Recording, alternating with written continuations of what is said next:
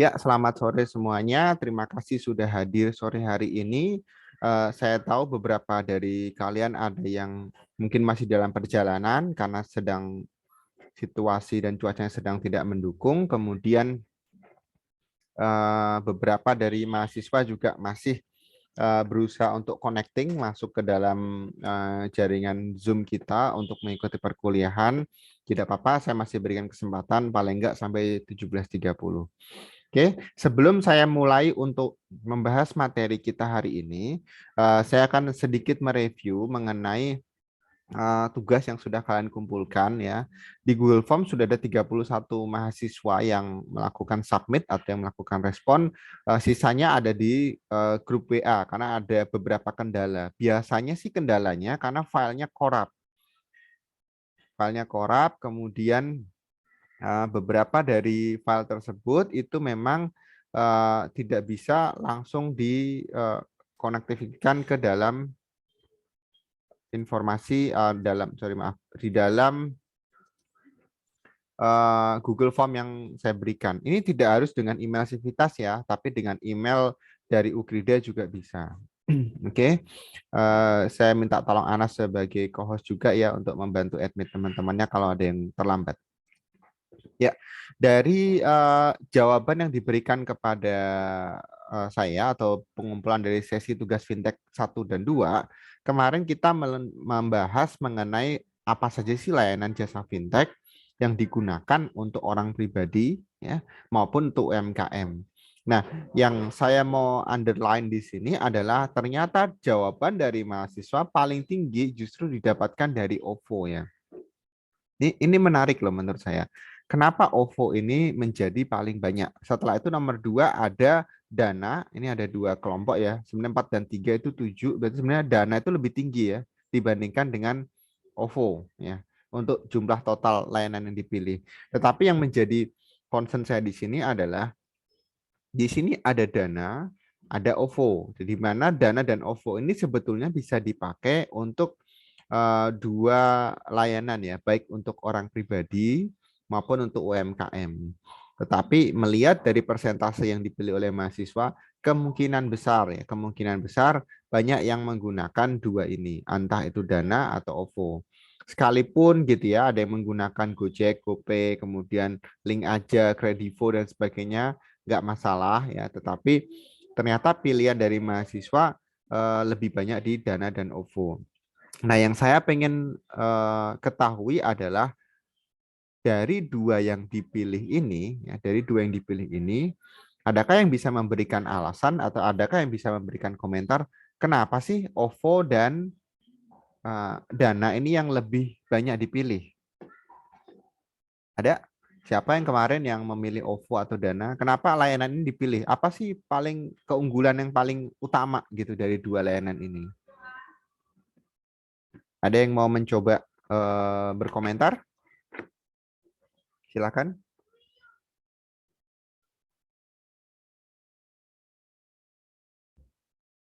Ini kan kelasnya besar ya, jadi nggak usah saya tunjuk, siapapun boleh berkomentar. Gitu. Siapa yang pilih OVO kemarin dari 6 itu atau Dana dari 7 orang, dari 13 orang yang di kelas ini pasti ada yang eh, merasa bahwa OVO dan Dana ini paling powerful atau paling bagus gitu ya. Tapi kenapa? Itu yang saya pengen tahu.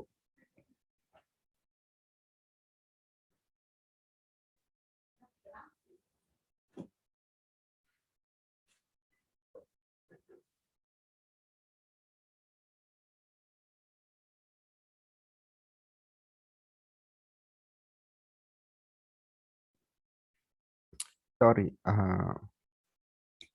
Oke. Apakah suara saya terdengar sekarang? Terdengar, Bapak. Halo, apakah suara saya terdengar? Kedengaran, Pak. Pak. Terdengar ya sekarang ya? Iya, Pak. Oke, maaf, ada agak sedikit gangguan dengan audionya tadi. Saya nggak bisa dengar suara kalian tadi, makanya saya tanya dulu. Oke, gimana? Adakah yang berkomentar terkait dengan kenapa OVO atau Dana yang dipilih?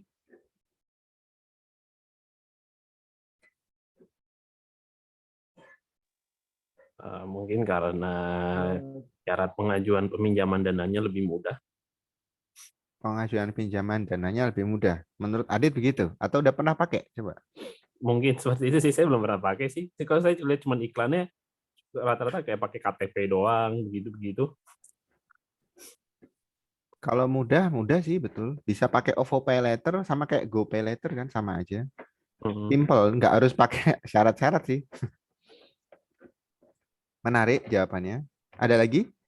Selain itu, terima kasih Adit.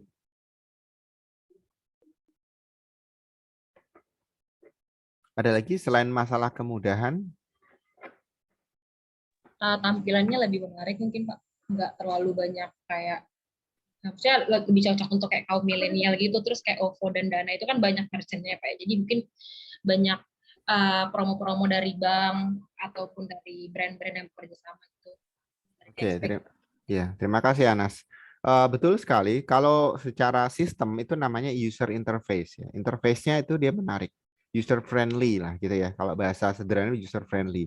Jadi berbagai generasi mudah dan gampang pakainya ya. Mau dari usia berapapun lebih mudah ya. Mungkin itu memang karakteristik dasar dari sebuah sistem yang paling memungkinkan bisa masuk ke semua level ya, yang ketika aksesnya mudah, kemudian siapapun yang belajar dengan cepat dia mengerti gitu. Banyak promo itu juga bagus, betul sekali banyak promo, tapi yang lain-lain juga kayaknya juga saling bersaing ya Christine ya. Banyak, nggak cuma OVO doang banyak promo, tapi memang yang lain saling bersaing. Kemudian dari Evelyn ada karena paling mudah ditemui untuk sistem pembayaran. Ya, betul. Paling mudah itu karena memang mereka basisnya sebetulnya karena di Indonesia ya. Gojek, OVO, Dana itu kan basis di Indonesia. Jadi untuk promosi lebih mudah ya dibandingkan yang basisnya dari luar negeri, contoh kayak Shopify gitu ya. Itu agak susah ya karena memang bisa mah bisa, tetapi ya itu tadi kembali lagi bahwa pangsa pasarnya dia orang Indonesia akan lebih percaya sebetulnya yang buatan orang Indonesia sendiri. Karena ini masalahnya dengan uang ya, mereka akan lebih aman, investasinya lebih terjaga dengan apa yang didapatkan dari orang Indonesia sendiri. Oke, itulah yang kira-kira perlu kita evaluasi ya terkait dengan penggunaan fintech bagi UMKM maupun orang pribadi. Baik, kita akan bergeser kepada penggunaan atau mulai menggeser bagaimana sih yang namanya payment gateway atau gerbang pembayaran digitalnya. Jadi kita akan belajar role-nya itu seperti apa, perannya seperti apa. Setelah kita mengetahui jasa-jasa fintech, jasa-jasa layanan yang disediakan oleh aplikasi keuangan maupun inovasi keuangan digital, kita akan dihadapkan kepada yang namanya payment gateway atau gerbang pembayaran digital. Nah, di Indonesia itu seperti apa ekosistemnya, kemudian kondisi perekonomian digitalnya itu apakah memungkinkan atau tidak. Nah, ini yang akan kita pelajari secara bersama-sama. Nah, kita akan mencoba mengulas dulu sebenarnya sejarahnya tuh seperti apa gitu ya. Sejarahnya seperti apa, kemudian sejarah apa namanya cashless payment-nya itu di Indonesia itu akan dimulai itu seperti apa awalnya, kemudian dia akan mulai masuk kepada beberapa penjelasan mengenai bagaimana sih itu digunakan dan berapa aturan-aturan yang muncul di Indonesia. Oke, sebentar saya lihat. Jadi pengayaan. Hello, good afternoon, Norlin. Norlin. Hello, Norlin. Can you hear me? Good afternoon, Mr. I'm so sorry. Sorry. I thought your class is for tomorrow, Tuesday at 6 p.m. Not in Sunday. I'm sorry. Not in this day, Monday. I actually thought that our class is Tuesday, but Mr. sent a PDF file which includes our schedule, which is today. So I was also confused So I joined this class. So to clarify this schedules, Mr. I'm so sorry. No problem. Diane also have mistakes, but we have make some agreements with your coordinators that our class will be conducted every Tuesday, not in Monday. You can join with Diane in our class financial technology in Tuesday at 6 p.m.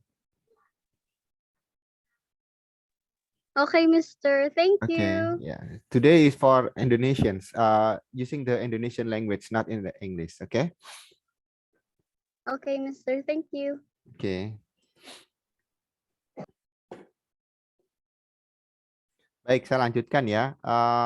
Dari sejarah cashless payment di Indonesia, kita akan melihat ternyata pergerakan dari penggunaan pembayaran yang sifatnya non-cash atau penggunaan kartu kredit kalau paling banyak gitu ya, itu kita masih di peringkat yang agak jauh.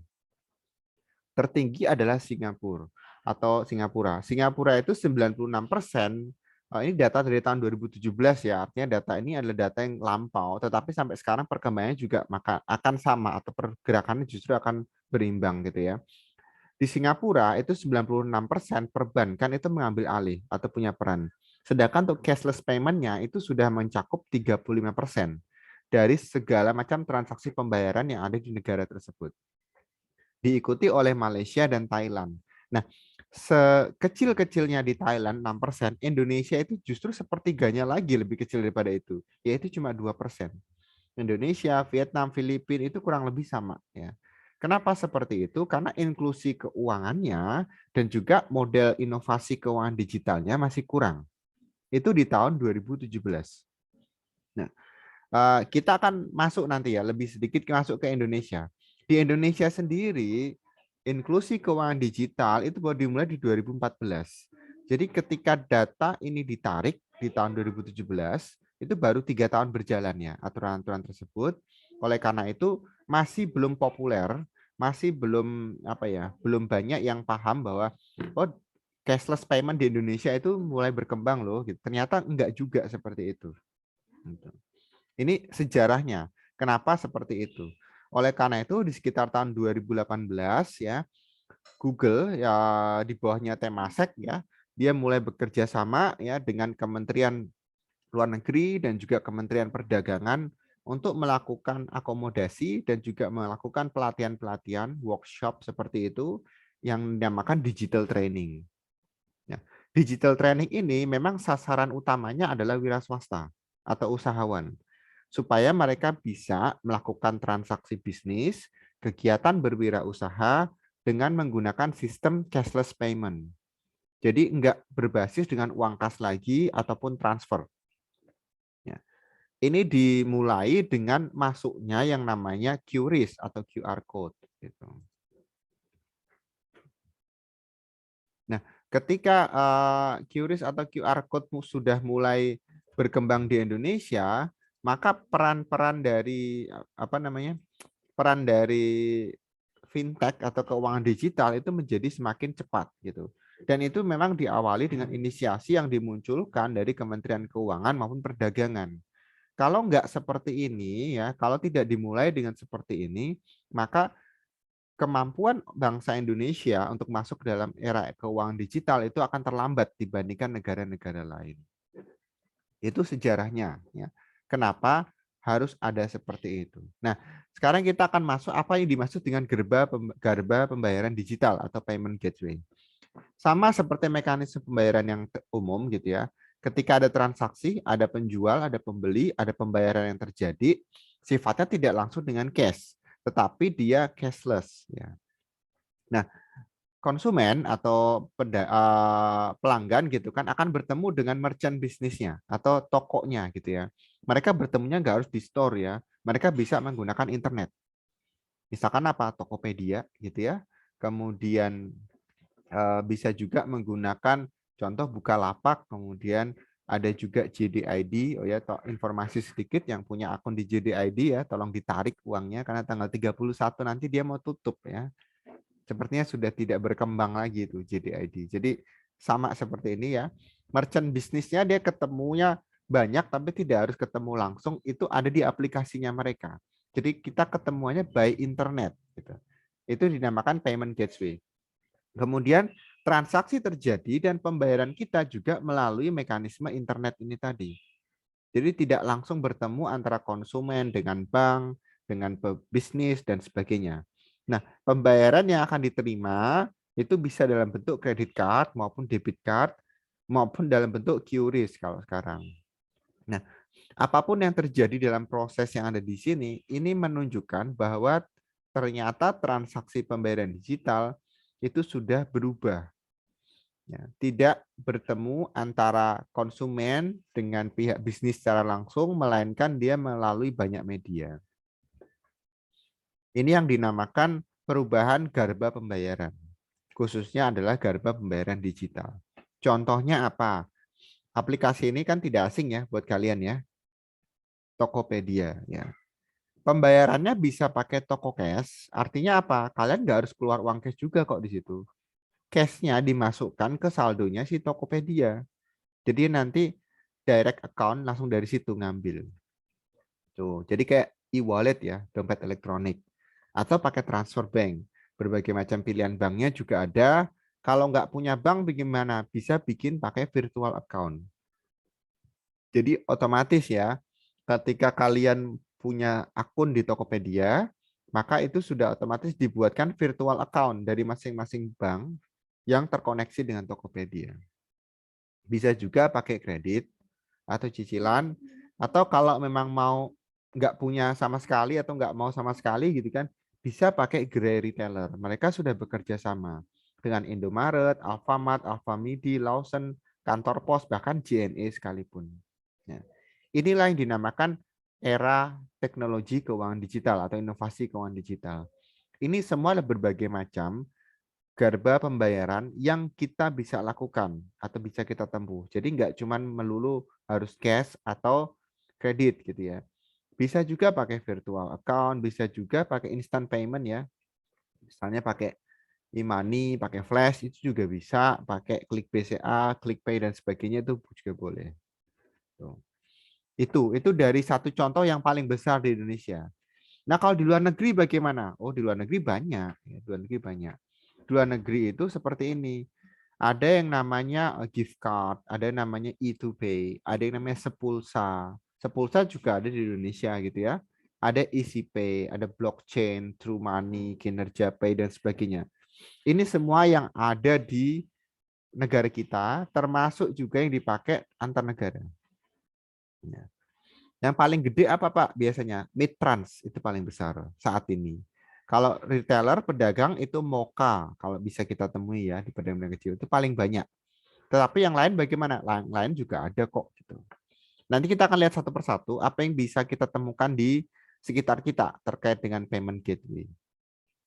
Nah, bagaimana peranannya di digital economy? Nah, kita bisa lihat perkembangannya dari jenis transaksi e-commerce yang terjadi di Indonesia ya.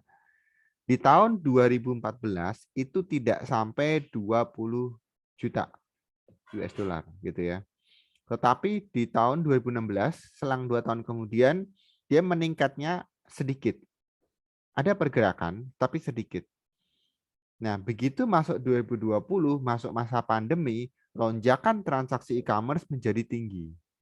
Ya karena pada saat awal pandemi itu kan memang banyak sekali informasi bahwa kita harus melakukan transaksi tidak harus bertemu langsung ya melalui online transaction, dan itu membuat e-commerce atau pergerakan pasar digital itu menjadi sangat cepat. Dan kalau kalian bisa lihat di sini hampir 6-7 kali lipat meningkatnya dibandingkan tahun 2016. Nah, ini adalah sebuah tanda, adalah sebuah indikasi bahwa digital ekonomi kita meningkat dengan pesat. Terbukti juga dengan transaksi yang sudah diprediksi oleh Temasek, bagian dari Google. Ya. Di tahun 2015 dan di tahun 2025, selisih 10 tahun, ya, prediksi mereka transaksi e-commerce itu akan jauh meninggalkan transaksi misalnya traveling, kemudian dia di jalanan maupun periklanan. Jauh ya, e-commerce itu lebih tinggi menggunakan yang namanya transaksi digital. Ini baru prediksi ya, tetapi prediksi ini sepertinya akan menjadi kenyataan karena saat ini pun transaksi e-commerce jauh lebih besar dibandingkan traveling dan rides maupun iklan. Oke. Nah, berikutnya ada juga yang seperti ini nih. Nah, ini adalah beberapa konfirmasi yang bisa kita temukan antara customer ya dengan vendor. Nah, mereka bisa misalkan saya harus pakai pembayaran, oke, saya bisa melakukan transfer pakai apa gitu kan. Kemudian bisa juga memberikan bukti pembayaran nggak langsung pakai bank, langsung dikirim DM chat langsung juga bisa gitu. Ini adalah salah satu bentuk perubahan yang saat ini terjadi. Kemudian selain itu ada juga yang jualannya di mana? Di Instagram juga langsung bisa ada seperti itu. Itu contoh-contoh aja. Nah, ada satu yang menarik yang pada saat awal pandemi dia cukup terkenal dan namanya Jarvis Store. Tapi nggak cuma Jarvis Store sih. Sekarang sudah banyak modelnya seperti ini. Intinya apa sih? Dia merupakan toko online. Ya. Bentuknya seperti apa? Toko online ya toko gitu. Tapi bentuknya di website atau bentuknya online. Jadi barang-barang di situ juga ada fotonya, ada bentuknya ya. Kalau sekarang kan di Tokopedia juga ada ya, mirip seperti itu, tapi ini biasanya dimiliki oleh masing-masing store. Kalau Tokopedia dia sifatnya pooling ya, dia mengumpulkan berbagai macam merchant dijadikan satu. Sedangkan kalau di Jarvis Store contoh seperti ini atau apapun bentuk online store-nya, dia hanya spesifik per barang yang dimiliki. Nah, bagaimana jenis-jenis model pembayaran yang ada di Indonesia ya, yang bisa kita pelajari? Contoh gitu ya. Apakah dari kalian pernah ada yang mendengar yang namanya Aino? Aino pernah dengar Aino? Belum, Pak.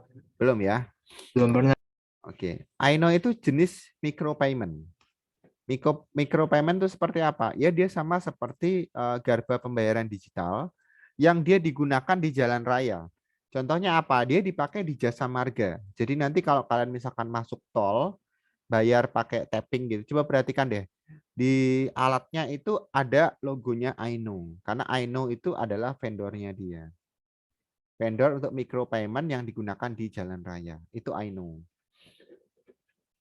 Ini banyak loh di Indonesia.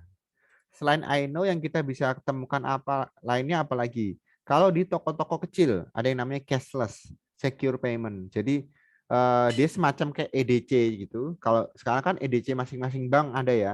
Kalau dulu nggak ada. Dulu awalnya semua diawali dari pihak ketiga. Namanya contoh misalkan ada cashless, ada FinPay, ada Linknet, dan ada kemudian pay apa link aja, pay aja dan sebagainya seperti itulah. Nah ini yang mengawali ya, cashless namanya. Tapi dia digunakan untuk small shop, jadi toko-toko kecil doang.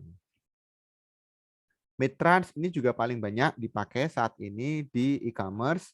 Biasa kalau ada pameran, itu biasa sponsor utamanya adalah Midtrans. Jadi udah nggak usah pakai EDC dari masing-masing bank. Jadi misalkan kalau mau biasa kan setiap toko sedia misalkan pakai BCA gitu, pakai EDC-nya BCA. Mandiri pakai EDC-nya Mandiri. Nggak usah. Kalau Midtrans cukup satu EDC, dia bisa digunakan untuk berbagai macam kartu. Ini juga mungkin beberapa dari kalian sering ketemu namanya doku. Ya, biasanya dipakai untuk hadiah-hadiah bonus dan sebagainya. Atau dapat undian, itu pakai doku. Doku itu seperti kayak Dana, OVO, dan sebagainya. Dia dipakai untuk pembayaran belanja biasanya. Nah, mungkin yang ini agak asing buat kalian. Sendit. Ya. Sendit itu adalah peer-to-peer lending. Jadi dia digunakan untuk transaksi pinjam meminjam. Ya, pinjam meminjam. Maaf, kepencet. Digunakan untuk transaksi pinjam meminjam antara bisnis kepada bisnis. Jadi perusahaan dengan perusahaan.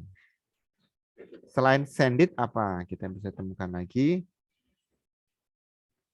Ada Sepulsa. Kalau ini sudah agak jarang dipakai sekarang. Mungkin kalau kalian pakainya GoPulsa lebih mudah ya, atau langsung beli pulsa pakai OVO atau pakai Dana bisa. Tapi kalau dulu khusus untuk isi pulsa dia pakai namanya Sepulsa. nggak harus dengan pulsa telepon sih, pulsa listrik, kemudian biaya tagihan biaya air, telepon dan sebagainya dia bisa. Nah, kemudian bagaimana sih mereka itu semua atau model-model payment gateway tadi bekerja dan bisa membantu dunia bisnis ya. Kita ambil contoh ya dari 2 kasus. Kasus yang pertama adalah Zalora ya. Mungkin nama ini tidak begitu asing buat kalian ya. Tapi mungkin jarang juga pakai sekarang karena Zalora sudah tidak beroperasi besar di Indonesia ya. Dia sudah ada sebelum pandemi, jauh sebelum pandemi, tahun 2012. Dan dia yang mengawali yang namanya e-commerce bisnis di dunia fashion. Jual beli baju dan sebagainya tanpa harus ke toko, mereka lah pionirnya. 2012 ya. Jauh sebelum adanya Matahari Mall gitu ya. Kemudian berbagai macam aplikasi lain. Nah, saat ini Zalora sudah mulai naik ke level Asia Tenggara. Jadi mereka bisnisnya tidak lagi di Indonesia. Ada di Indonesia tapi nggak banyak, tapi paling banyak di Asia Tenggara. Verifikasinya mereka sederhana, bisa pakai proses manual, pakai transfer, atau cash on delivery, atau juga pakai shopper pay. Jadi pakai pihak ketiga untuk membayar. Nah, mereka ini atau Zalora inilah yang pertama kali memulai namanya e-commerce bisnis ya, khususnya untuk fashion. Dan saat ini terus berkembang dan dia membuat atau menutupi berbagai macam kemungkinan yang bisa mematahkan transaksi dalam dunia digital. Mereka sudah mencoba melewati berbagai fase ya. Jadi menurut saya mereka cukup tangguh untuk saat ini. Selain Zalora ada yang namanya Investri. Nah, Investri juga sama. Dia yang mengawali terkait dengan investasi berbasis digital. Jadi kalau dulu kan kita harus datang ya ke perusahaan untuk investasi, untuk lihat prospektusnya, melihat kondisi perusahaannya seperti apa. Nah, Investri tidak menyediakan itu. Dia mengumpulkan berbagai macam prospektus, kemudian dia akan membantu konsumen untuk memilihkan pilihan investasi bisnis yang memungkinkan ya dengan berbagai macam cara dan berbagai macam dana yang dimiliki. Bahkan kalau mau pinjam sekalipun mereka bisa memfasilitasi antara konsumennya dengan bank atau pihak ketiga yang berani meminjamkan sejumlah dana kepada konsumennya. Apakah itu dalam bentuk investasi ataupun bukan ya. Intinya mereka semua menjadi pihak yang menjadi perantara antara konsumen dengan orang yang akan memberikan pinjaman dalam bentuk investasi maupun pinjaman uang. Nah, mereka bukan bank ya. Investor itu bukan bank, tetapi adalah organisasi terpisah dari perbankan yang merupakan bagian dari usaha atau industri finansial. Tuh. Ini dua tadi, Zalora dan Investri, ini yang menjadi pionirnya ya, pionir untuk dunia e-commerce di Indonesia terkait dengan perdagangan, sales, dan juga investasi. Nah, lalu kalau kita bicara apakah peraturan mengenai e-commerce sudah cukup bagus Pak di Indonesia dan sebagainya ya gitu. Kita bisa lihat perkembangannya. Nah, ini adalah movement-nya ya. 2004 itu adalah gerakan pertama kali muncul yang namanya cashless society atau masyarakat yang menggunakan pembayaran tanpa uang kas. Itu di tahun 2014 ya. Masih awal sekali. Pada saat itu masih dianggap aneh juga gitu kan. Bayar pakai transfer, bayar pakai QR codes, bayar pakai barcode scanner waktu itu masih dianggap aneh. Tapi 2 tahun kemudian karena cukup berkembang, Otoritas Jasa Keuangan dan juga Bank Indonesia mulai bergerak. Mereka memberikan aturan misalnya terkait dengan transaksi pembayaran digital atau garba pembayaran digital. Bank Indonesia yang bekerja membuat regulasi. Sedangkan untuk pengawasan pinjaman ada Otoritas Jasa Keuangan. Mereka sama-sama ya sebagai badan pengawasnya, mereka bekerja sama dan memutuskan tahun ini harus ada regulasi. Di tahun 2017 atau tahun berikutnya, Bank Indonesia memperkuat inovasi keuangan digital dengan aturan bahwa memperbolehkan perusahaan terbentuk dengan industri baru, yaitu namanya teknologi keuangan atau teknologi keuangan digital. Jadi ini sudah menjadi sebuah industri dalam waktu 3 tahun saja. Semenjak ada national movement yang pertama kali 2014, 2017 sudah diizinkan ada perusahaan yang berlabel fintech di Indonesia. Jadi kalau kalian baru kenal fintech sekarang itu sebenarnya ketinggalan karena ini sudah ada aturannya semenjak 2017. Dan di tahun 2018 ini sudah ada aturan yang memperkuat lagi bahwa yang namanya electronic money atau uang digital itu sudah boleh digunakan sebagai media pembayaran. Contohnya misalkan seperti e-money, flash, tap cash, dan sebagainya sudah diakui dan diawasi langsung oleh Bank Indonesia. Nah, dari regulasi ini menunjukkan bahwa perkembangan keuangan digital di Indonesia itu semakin membaik. Bahkan semakin berkembang dengan berbagai macam aturan yang melindungi baik untuk konsumen maupun untuk produsennya. Oke. Sampai di sini mungkin cukup jelas ya. Atau ada yang mau ditanyakan dulu terkait dengan perkembangan aturan atau sampai dengan perkembangan aturan fintech di Indonesia? Sebelum saya lanjutkan, ada yang mau ditanyakan dulu?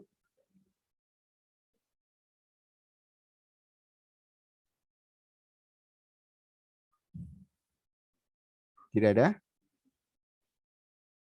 Oke, kalau tidak ada, mari kita lihat seperti apa sih the future of payment gateway. Kedepannya pembayaran digital itu seperti apa gitu ya. Nah, kalau kita melihat dari beberapa referensi yang ada, ya, estimasi transaksi yang dimiliki oleh peer-to-peer itu juga semakin meningkat. Pinjaman loh ini dari sisi pinjaman aja. Ini marketplace-nya semakin bertambah. Bukan cuma bertambah, bertumbuh juga gitu ya. Lihat deh pergerakannya, 2 kali lipatnya. Dari 3 ke 6, 6 ke hampir 2 kali lipat ya, 11. Hampir ke 2 kali lipat lagi ke 19. Hampir ke 2 kali lipat 28 dan seterusnya. Jadi meningkatnya cepat sekali sampai tahun 2022. Nah sekarang bagaimana? Mungkin sudah di angka 100 juta gitu ya. US dollar loh, bukan rupiah gitu. Sehingga dengan perkembangan yang sangat cepat, bahkan selalu ada multiplikasi setiap 2 tahun sekali gitu. Kita perlu melihat ada 3 langkah yang bisa kita dapatkan. Ya. Yang pertama adalah payment gateway atau garda pembayaran digital itu memang terbukti mendorong pertumbuhan ekonomi yang lebih cepat. Ya. Khususnya di masa emerging business model. Kalau Indonesia kan sebutannya adalah emerging countries ya, negara yang bertumbuh dan berkembang gitu ya. Sedangkan payment gateway dalam bentuk digital itu juga menjadi emerging business model. Itu langkah yang pertama ya. Sehingga mau tidak mau kita harus menerima, kita accept dulu, menerima dan juga kita harus terus menjaga ekosistem keuangan digital yang ada. Yang kedua, selain menjaga ekosistem keuangan digital, pihak bank itu juga harus bisa membantu perubahan yang namanya digital landscape ya atau pasar dari keuangan digital. Di mana digital landscape ini sudah berkembang. Bukan cuman antara perusahaan dengan bank, kemudian bank bisa berkuasa ngasih pinjaman atau enggak. Ini sekarang perusahaan lain juga bisa gitu. Jadi mau tidak mau bank juga harus berinovasi. Kalau enggak, nanti konsumennya akan pindah kepada perusahaan finansial atau jasa keuangan. Bukan perbankan ya, karena jasa keuangan ada juga yang perbankan dan non-perbankan. Nah, kalau bank tidak berubah, maka yang non-perbankan ini akan mengambil alih. Saat ini pun sudah banyak ya evaluasinya. Ini bukan karena teknologi digital aja, tapi kalian bisa lihat atau mungkin ada teman-teman kalian atau bahkan kalian sendiri yang bekerja sebagai misalkan customer service, seller atau apapun gitu ya. Di dalam perbankan itu kan sudah mulai digantikan. Ada mesin customer service sekarang. Jadi nggak harus nungguin ya. Mereka ada mesinnya sendiri. Ada yang namanya AI gitu kan, artificial intelligence yang bisa menggantikan itu semua. Untuk aktivitas-aktivitas dan juga kegiatan-kegiatan yang level dasar dan clerical. Tapi kalau aktivitas yang level tinggi biasanya enggak. Ya. Jadi ini hanya menggantikan mereka yang ada di level dasar. aku mau cerita yang ditipu. Oke. Terus kemudian yang ketiga, ya, yang ketiga, key action kita apa? Nah, kita harus terus menjaga supaya pertumbuhan dari keuangan digital ini ada. Dengan cara apa? Mempermudah small business atau mempermudah UMKM. Oleh karena itu, minggu lalu kita belajar jasa layanan fintech yang digunakan untuk UMKM. Tujuannya apa? Supaya UMKM tersebut nggak pusing masalah keuangan, ya. Nggak harus punya pengetahuan tinggi untuk bikin susun laporan keuangan gitu ya, tapi cukup pakai jasa layanan tersebut. Bahkan sekarang OVO aja udah bisa bikin laporan keuangan gitu. Bisa bikin aplikasi keuangan, berapa uang kas masuk, uang kas keluar, berapa mau bikin budgetnya gitu ya. Dan itu semua sudah mulai terfragmentasi. Mereka tidak hanya menyasar bisnis besar, ya, tapi justru bisnis kecil yang disasar. Inovasi keuangan digital itu dimulainya bukan dari bisnis yang besar, tapi bisnis yang kecil. Nah, alasan utama itu terjadi ada di dalam sebaran bisnis yang ada di Indonesia. Jadi kalau dari datanya Kementerian Koperasi dan UMKM gitu ya, bisnis besar itu cuman ada sebesar 1% saja unit bisnisnya, yaitu sekitar 5.000 unit atau 5.000 perusahaan. Nah, sedangkan untuk UMKM itu sampai puluhan juta atau bahkan 99% ekonomi Indonesia itu ditopang oleh bisnis UMKM. Jadi agak aneh ya melihat mahasiswa yang berlomba-lomba kuliah dengan IPK yang bagus, kemudian nanti lulus kuliah cari kerjanya di perusahaan-perusahaan besar yang cuma 1% tadi. Gitu. Padahal 99% perusahaan yang lain itu juga butuh tenaga kerja. Jadi nggak cuma di bisnis besar ya, tapi bisnis kecil itu juga butuh tenaga kerja. Daripada kalian capek-capek berlomba di perusahaan besar gitu ya, berlombalah di perusahaan kecil yang memungkinkan kalian bisa langsung cepat ngeblend, cepat tahu situasi kerjanya, bahkan lebih cepat naik tingkat atau naik pangkat jabatan itu ada di perusahaan kecil. Karena tidak banyak friksi, nggak banyak politik-politik di dalam kantor, nggak banyak jenjang-jenjang yang birokratis gitu ya. Habis direkturnya langsung bawahan, direkturnya keluar kalian langsung jadi direktur. Nah, kalau perusahaan kecil kan seperti itu. Kalau perusahaan besar kan nggak, ada yang seniornya dulu lah, ada apa gitu. Jadi sama seperti ini ya. Payment Gateway itu menyasar bisnis kecil karena mereka memang paling banyak di Indonesia, 99%. Itu pasar utamanya keuangan digital, bukan bisnis besar. Ya. Jadi kalau kalian belajar ini, itu lebih tepat diaplikasikannya adalah untuk yang bisnis menengah ke bawah. Atau misalkan kalian buka usaha sendiri, itu akan lebih cocok ya, dibandingkan hanya menyandarkan diri kepada bisnis besar. Tuh. Saya rasa itu yang perlu saya sampaikan untuk materi kita hari ini terkait dengan bagaimana sih keadaan payment gateway, garda pembayaran di negara kita, apakah sudah ada perkembangan dari era manual ke digital atau sebaliknya, dan ternyata cukup bertumbuh dan berkembang, dan itu membuat segala macam area di Indonesia itu menjadi bisa tercover dengan baik ya. Nah, minggu depan kita akan masuk kepada perubahan apa yang bisa kita temukan dari transaksi yang menggunakan basis kode atau QRIS atau QR code. Itu minggu depan. Tapi untuk minggu ini kita materinya hanya terkait dengan garba pembayaran digital. Oke, ada yang mau ditanyakan dulu mengenai materi kita hari ini?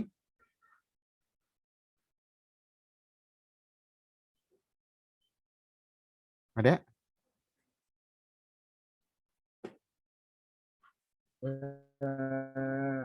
Untuk pertanyaan sih nggak ada, Pak.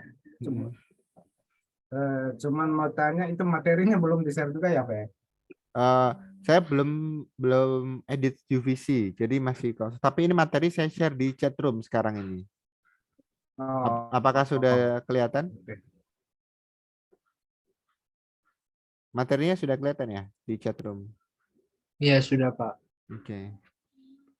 Saya rasa itu. Kemudian ya minggu depan kita akan, saya lihat di materi sih belum terkait dengan QR codes ya. Kemudian untuk sesi yang minggu lalu kayaknya belum sempat saya upload ya. Nanti setelah saya upload saya akan informasikan di grup deh terkait dengan materi minggu lalu atau rekaman minggu lalu. Oke. Baik, kalau tidak ada yang mau ditanyakan untuk tugas link dari Gform-nya sudah saya close ya. Jadi sudah nggak bisa submit lagi. Kalau ada yang ketinggalan boleh submitnya di grup kelas, tapi saya batasi sampai hari ini. Ya, saya perhitungkan sampai hari ini selesai. Oke. Baik, Pak. Terima Oke. kasih, Pak. Baik, kalau tidak ada yang mau ditanyakan lagi, terima kasih sudah hadir untuk perkuliahan kita malam hari ini. Sepertinya minggu depan masih kuliah ya, belum libur ya. Liburnya yang hari Sabtu, Kamis ya, bukan di hari Senin. Jadi kayaknya kita masih ada perkuliahan. Kita akan ketemu lagi minggu depan di sesi perkuliahan dengan materi yang berbeda. Selamat malam semuanya. Terima kasih dan jaga kesehatan selalu supaya minggu depan tidak ada halangan ketika kita bertemu kembali di sesi perkuliahan. Baik, terima kasih. Selamat malam, Bapak Ibu. Ya, selamat malam.